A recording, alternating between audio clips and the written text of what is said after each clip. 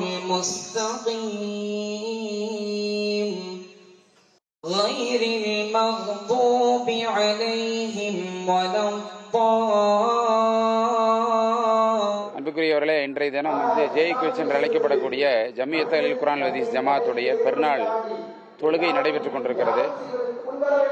இந்த பெருநாளை பொறுத்தவரை முஸ்லீம் சமூகத்துக்கு ஆக 2 பெருநாள் தான். ஒன்று ரமதான், இன்னொன்று பக்ரீத். ரமலானை பார்த்தீர்கள் என்று சொன்னால் அவர்கள் 30 நாளுக்கு நோன்பு இருந்து அதனுடைய விரதத்தினுடைய வெளிப்பாடாக அந்த மகிழ்ச்சி வெளிப்படுத்துறாங்க. அது நோன்பு பெருநாளுடைய தொழுகை.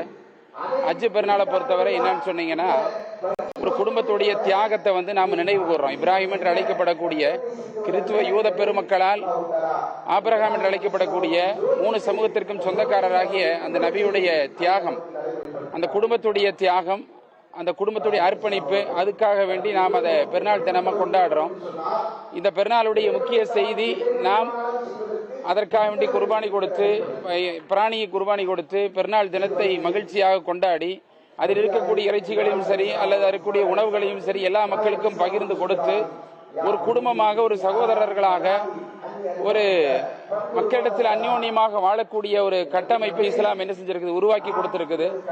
அந்த அடிப்படையில தான் இந்த ஈதுல் அத்ஹா என்று அழைக்கப்படக்கூடிய பக்ரீத் பெருநாளும் கொண்டாடப்படுகிறதுங்கிறது இந்த நேரத்தில் நாம தெளிவா சொல்லிக் கொள்றோம்.